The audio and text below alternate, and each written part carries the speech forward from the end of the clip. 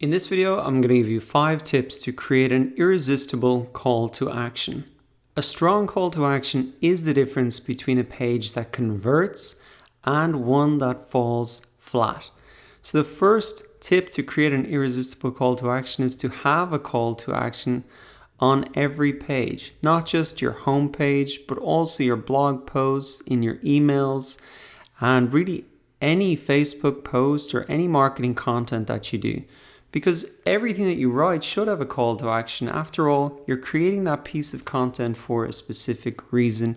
You want to build engagement with your prospects and audience and really get them to start taking action. And it mightn't always be the call to action on your homepage, such as signing up for the 14-day trial. It could be sign up to your mailing list so then you can potentially sell to them later on. Or it might even be in an email, getting them to share it with somebody or reply to you so you can learn a little bit more about their problems and what you can help them with. But really, you should be engaging with your audience at every opportunity that you can to really build that relationship where you do something and they take action, and that's why you should have a call to action on every page. Now, I also recommend that you begin with the end in mind. So before you start writing anything, an email, a blog post, or a landing page, decide what action you want that reader to take at the end so you're really clear on it, because if you're not clear on it, they're not going to know what to do. So the second tip to create an irresistible call to action is to start with a verb. Now, it is called a call to action, so really start that call to action with action verbs like start, try, download, subscribe, watch, share, fill out, find out, shop, or order. It just makes it really clear that you're expecting them to take an action, and the best way to show that is by starting with an action verb. Now, some of these action verbs like start or try are great to use because they don't seem as committal as something like buy or shop. And that's why a lot of sites, even online course sites like Udemy, will say try any course, enroll today instead of buy or shop, because it sounds like not a big commitment. So if you have the option, try and pick a verb like start or try that doesn't sound like a big of a commitment like shop or order. Now, the third tip to create an irresistible call to action is to create a sense of urgency. And here are some easy ways to create a sense of urgency in your call to action. Include words like click now, try our software or service today, limited time offer, quantities limited, only 47 left, sale ends on August 31st, doors close on Thursday, and don't miss out. These are all ways to create that sense of urgency. This has been a technique used before the internet was even invented to get people to buy things. The closing down sales that you might see in a retail shop, the Christmas sales, the January sales.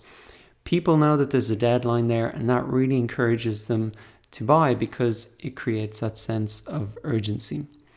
Now, the fourth tip to create an irresistible call to action is to really just make it visible. You need to be really clear on what you expect people to do. They don't have time to figure it out what they're supposed to do next. So you should really draw the user's eye to the action you want them to take. And you can use contrasting colors, like maybe on a website or in a blog post. Like, for example, here you can see I've highlighted in yellow, in a yellow box here, the call to action, which is to download a PDF. And of course, they enter their email in order to get that. So I get their email address. But on the page, hopefully it's a bit zoomed out, but you can see that that really does catch the attention of the blog post. Now, also in the sidebar here, hopefully you can see that this really is a contrasting color I've used to catch attention, and it's the email sign up form in the sidebar of my website. But if you're using an email, for example, you can just simply bold the call to action like I've done here on the slide, and you can really see it pops or sticks out.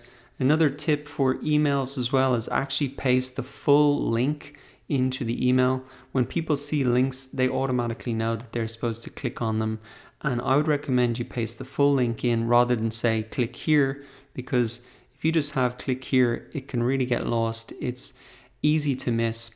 And if you want to make it visible in an email, you can just paste the whole link in. Even on a Facebook post as well, pasting the whole link in makes it really visible. It's really obvious what you want them to do. So tip number 4 is to make it visible.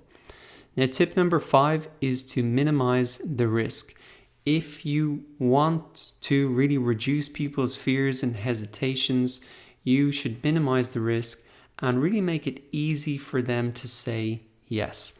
And there's a couple of ways that you can do that. One is the money back guarantee. And you can use a phrase like join today and enjoy our 100% money back guarantee for 30 days. You can also use something more specific, like if you don't get X result by X time, then I'll give you 100% of your investment back, no questions asked. And that's a good phrase to use because you're getting 100% of your investment back. So it's making them think that's an investment, it's not just an expense. And also no questions asked also reduces the risk because they know, okay, I'm not going to be bounced around from support teams. There's nothing I have to do in order to get the refund. It's just no questions asked.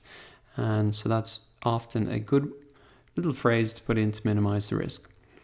Now, another way you can minimize the risk is by saying something like start your free trial today, no credit card required, no software to install.